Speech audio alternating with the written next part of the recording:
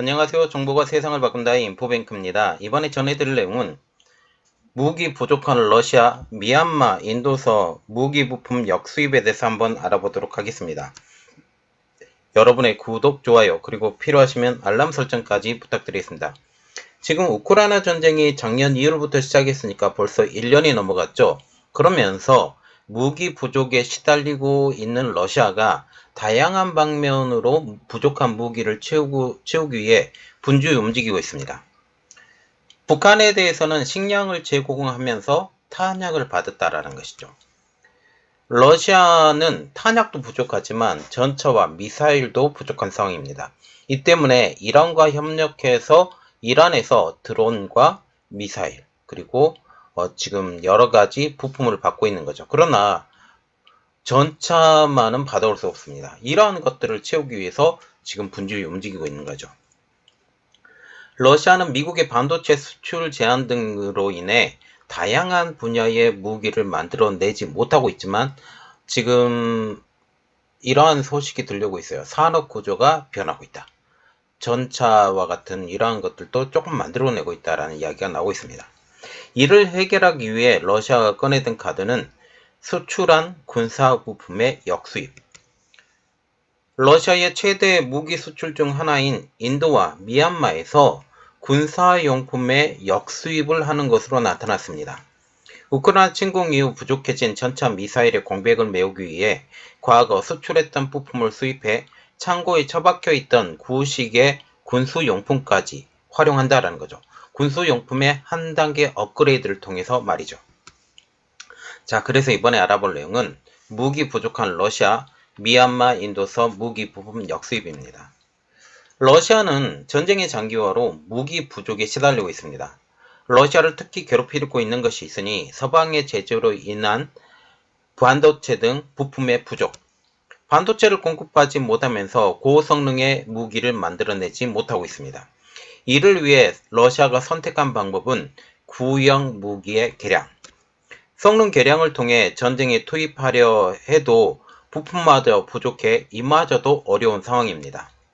최근 러시아는 과거 군사적으로 관계가 깊은 나라와 협력을 통해서 군수용품을 재구입하고 있는 것으로 알려졌습니다. 자, 그래서 첫 번째로 알아볼 내용은 무기 부품 역수입한 러시아입니다. 미국, 유럽, 일본 등 자유진영은 2022년 2월 러시아의 우크라이나 침공 후 제재를 통해 러시아 군부의 확대로 이어지는 물품 수출을 엄격히 금지해 왔습니다. 그럼에도 불구하고 군사용품이 지속적으로 조달되는 것을 포착되고 있어 누가, 어디서, 어떻게 조달하는지에 대해서 조사가 진행되었습니다. 니케이에 따르면 미국의 조사 회사인 임포트 지니어스, 인도의 액심 트레이더 데이터 등으로부터 러시아의 통관 데이터를 입수해 미사일과 탱크 등 부품 수입을 기록을 조사한 결과 군수용품의 조달처를 힘겹게 차단했다고 알렸습니다. 그것은 바로 인도와 미얀마. 이전에 이들 지역으로 수출되었던 군사 부품들을 역수입한다라는 것이죠. 군사 제품을 수입을 하는 게 아니라 부품들을 역수입을 하는 것입니다. 신문은 전문가 분석을 인용해 인도와 미얀마에서 러시아로 유입된 군사 물품은 과거 러시아가 이들 국가에 수출한 물품으로 추정된다고 전했습니다.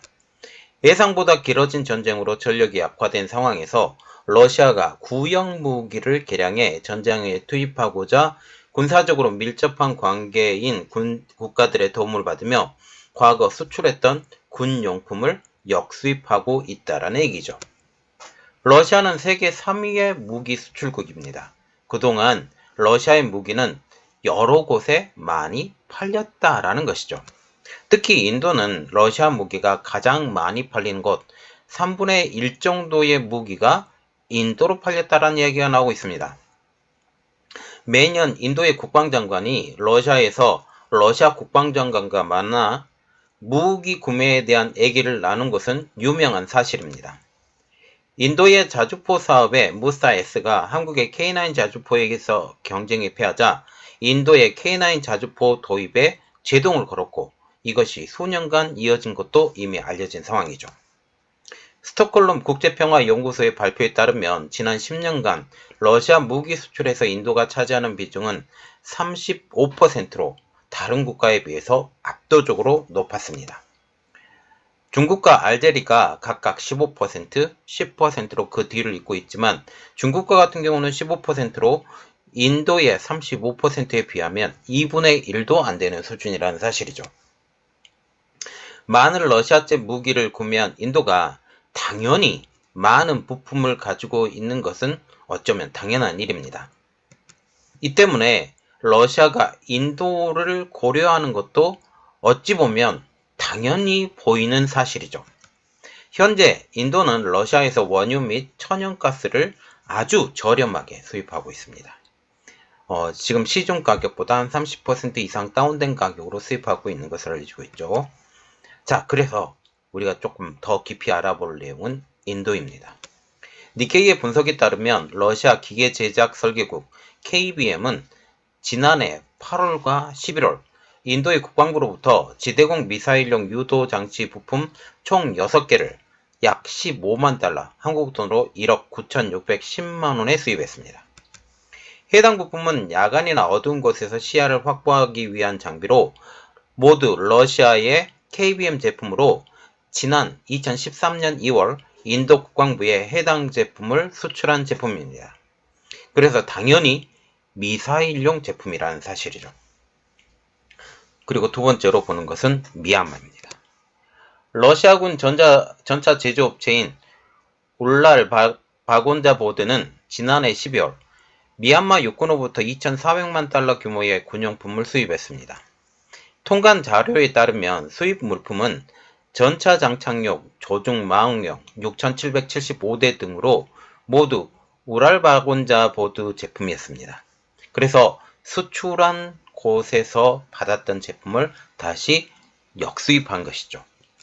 니케이는 과거 무역 자료를 보면 러시아의 광학 장비는 주로 서방에 의존했다. 하지만 전쟁으로 인한 제재로 부품 조달이 어려워지면서 미얀마에 수출했던 장비를 역수입한 것이라고 말했습니다. 신문은 통관 서류에 불만 제기에 따른 수입이란 문구가 포함이 되어 있기 때문에 이번 수입은 러시아의 역수입이 아닌 미얀마의 불량품 반품이라는 주장도 나오고 있지만 그 가능성은 매우 희박한 것으로 말하고 있습니다. 일본 방위성 정보 분석가 출신인 니시무라 기니치 군사 전문가는 군사 물품을 수입할 때 모든 부품을 검사하고 문제가 발견되면 즉시 교체할 것이라고 얘기를 하면서 미얀마의 반품 가능성에 선을 그었습니다.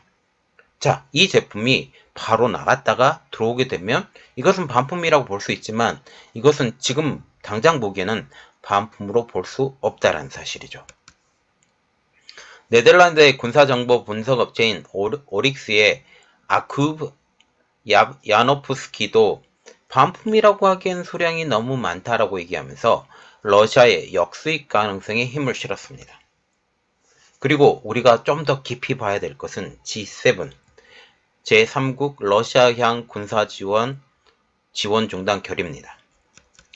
이처럼 러시아가 예전에 수출했던 군사 물품을 제3국에서 역수입하면 현재 직면한 무기 부족을 어느 정도 해결할 수 있을 것처럼 보입니다.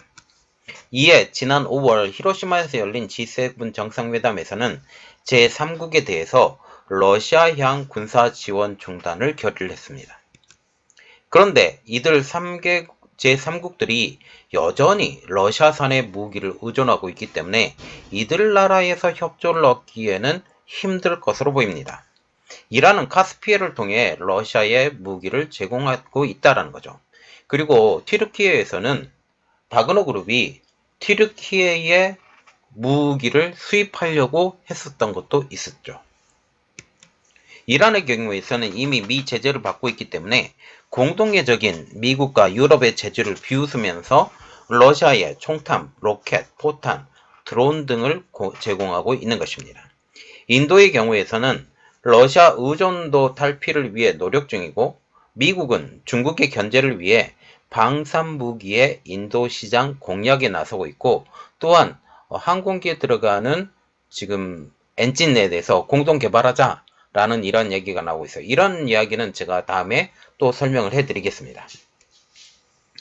자, 우리가 이렇게 수입 부품들이 계속 들어오게 되면서 러시아 산업의 생산 증가가 발표가 됐습니다. 지난 3월에. 그 내용에 대해서 조금 더 알아보도록 하겠습니다. 러시아 산업은 우크라이나 전쟁 장기화에도 회복세를 보이고 있습니다. 그런데 이 회복세가 조금 이상하다는 사실이죠. 특히 군수 생산 증가가 러시아의 생산 지수를 상승시키는 요인입니다. 다시 말하면 러시아 생산 전체는 줄어들고 있지만 군수 생산의 증가로 인해서 이 멱살을 잡고 러시아의 생산 지수를 상승시킨 것이죠. 미 연방통계청은 러시아 3월 산업 생산을 전년 동월 대비 1.2% 증가했다고 발표했습니다. 이는 블룸버그 전망치인 -1.4%를 훨씬 앞지른 수치인데요. 그 내용을 들여다보면 광업 및 자원 추출은 3.6% 감소했지만 다른 산업 부분의 일정 부분의 증가세를 보였다는 것이죠. 제조업에서는 무기 및 탄약을 포함하면 금속 완제품 부분의 증가세에 따라 6%가 늘었습니다. 여기에 항공기 및 로켓 엔진용 부품과 광학 조종기 및 기타 시스템을 포함하는 컴퓨터, 전자 및 광학 제품 부분은 23%나 증가한 것으로 나타났습니다. 군용 차량, 항공기 및 선박을 포함하는 기타 운송 부분 생산은 2달 연속 10%가 증가했습니다. 지난해 2월부터 시작됐던 러시아 우크라이나 전쟁으로 말미암아 군수 생산 증가가 전체적인 러시아 생산 산업 지수를 상승시키고 있는 것이죠. 그런데 문제는 이겁니다. 군수 관련 산업만 성장하고 있다는 것. 군수 산업의 특성상 대부분의 지출이 러시아 정부의 재정 지출이라는 것입니다. 이는 러시아 정부가 돈을 버는 족족 거의 대부분의 재정을 군수 산업에 퍼붓고 있다는 것을 의미하는 것이죠. 즉, 산업 생산이 늘어나면 늘어날수록 러시아 국가 예산은 갉아먹히고 있다는 사실입니다. 자, 지금 보시면 해외에 판매했던 이 애비용으로 판매했던 부품들을 이제 회수해 오는 상황을 보고 있습니다. 이제 중국은 서방 세력의 눈치를 보고 있기 때문에 이러한 군사 부품의 수출은 좀 쉽지 않을 것으로 보이지만 다른 나라들은 지금 당장 필요 없는 것을 수출을 해서라도 더 많은 돈을 받고 과외돈을 받으면서 이것을 현금화할 수 있기 때문에 그들 입장으로선 좋은 생각이라고 지금 들고 있는 것이죠. 이에 따라 군수공장도 빠르게 돌아가고 있는데요. 이것 때문에 전체 산업구조가 바뀌고 있는 사실입니다. 또한 여기에 우리가 눈여겨봐야 될 것은 이 러시아의 재정 자립도가 점점 더 악화되고 있는 것. 이것을 우리가 생각을 해야 된다라는 거죠. 이는 다시 한번 생각해 보면 중국의 위안화 결제와 연결되어 있다라는 생각을 저는 아주 강하게 받습니다. 중국의 위안화로 이러한 것들을 다 결제를 할 수 있는 상황이죠. 그리고 인도와 같은 경우는 물품을 수출할 때 수출 대금 대신에 이 군수물차로 받을 수 있는 이 교환 형태로 될 수 있다라는 사실까지 우리가 생각을 할 수 있습니다. 그리고 과거에 수출했던 여러 곳도 마찬가지로 석유 대금을 대신해서 그 물품을 받아올 수 있다라는 이러한 생각도 우리가 할 수 있다라는 거죠. 자, 그들은 열심히 군수물품 만들고 있습니다. 이것을 통해서 러시아 재정은 이제 파탄에 이르게 되겠죠. 그리고 힘은 이 전쟁이 끝날 때 더 떨어질 것이고 결국 러시아는 여러 가지 상황상 질 것 같이 보이는 여러 상황에서는 러시아가 잘하고 있다, 러시아가 승리할 것이다 이렇게 얘기를 하고 있지만 전체적인 구도상 제 기준으로서는 승리하기는 결코 쉽지 않다라고 보고 있습니다. 자, 이 내용들이 어떻게 변하게 될지, 그리고 이후 인도는 지금 미국과 점점 더 가까워져 가고 있는데 이 러시아 부품은 이제 넘겨버리고 필요 없는 러시아 제품들도 다 넘겨버리고 이제 서방 세력 아니면 자기 자신이 스스로 만들 수 있는 이런 방산 산업 이러한 것을 위해서 열심히 뛰어나가고 있다라고 보시면 되겠습니다. 이 내용은 제가 나중에 또 다시 분석해 드리겠습니다. 이번 내용은 여기까지 하겠습니다. 저희 내용이 여러분들에게 도움이 됐다고 생각을 하시면 구독, 좋아요 그리고 필요하시면 알람 설정까지 부탁드리겠습니다. 감사합니다.